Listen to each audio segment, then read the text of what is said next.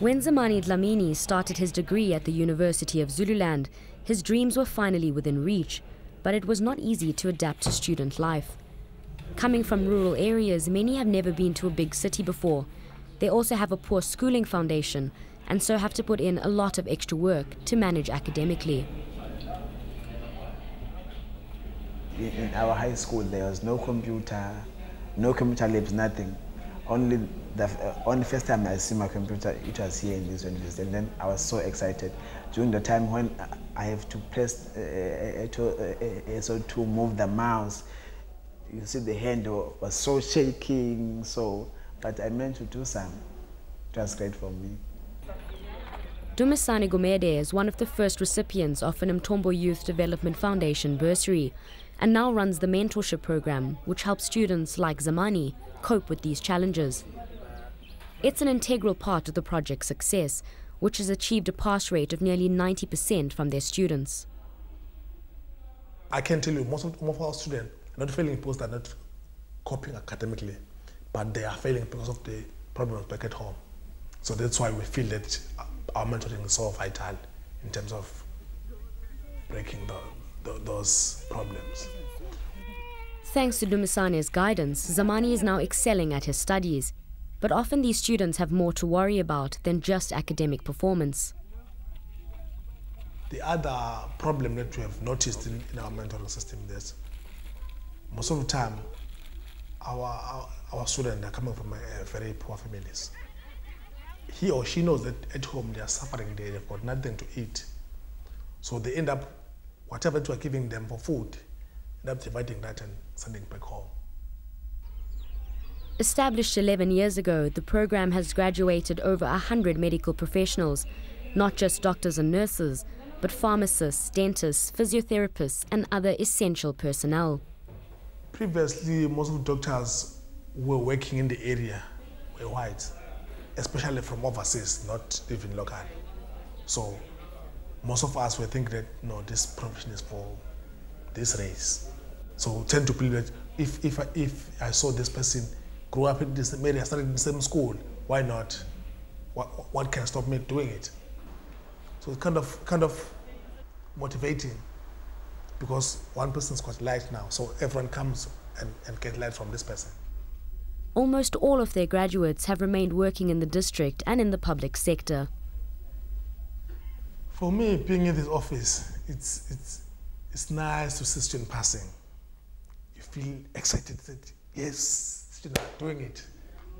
With almost 40,000 vacancies for doctors and nurses in the public health sector, Dr. Patrick Ngwenya is a scarce and valuable resource. He could work anywhere, and yet he chooses to serve his community. I think it's more than a feeling, more than anything. Yeah, it's a feeling that you treasure inside, because you can't show it to other people. Because we've got some colleagues, I mean, they ask you, hey, Chief, why are you parking there in rural? There's a lot, the posts are everywhere, public and private. While private, they even offer better salaries. Okay, they did an injection at some other things you realize in life, money cannot buy them. Inner fulfillment. If you immediately when you finish your work at hospital, you go home, you sit down and try to replay the film. What is it that you have done right? Which smile that made your day most, you know? Yeah, and those are the things that keeps you going. Zamani is on the brink of graduating as a professional nurse, a day he has been dreaming about for almost a decade. I don't know whether I'll feel excited or maybe I'll cry, I don't know. Because that was the moment that I was waiting for, even if I was doing my grade 11. It would be a graduate wearing that gown, shaking hands with those professors. So I don't know how to explain it. After he graduates, he will be placed at Hlabisa. He is undaunted by what will be expected of him as a nurse in an under-resourced hospital. I feel so proud, especially to serve the people from my community, because in English they say opportunity must meet preparedness. So I'm prepared in working under those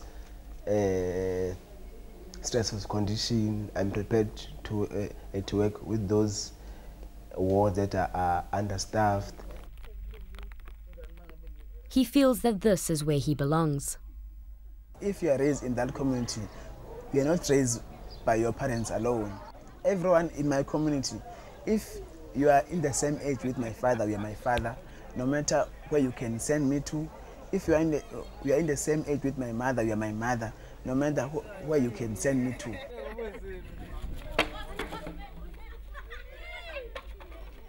In my area, I feel as if I belong in that community. They're just my family also.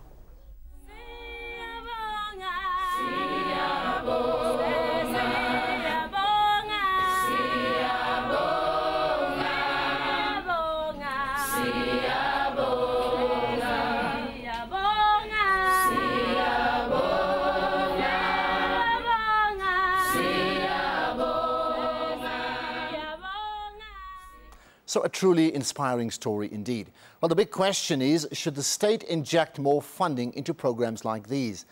I'd like to get your views on the matter. Please send your comments on Twitter, Facebook or email.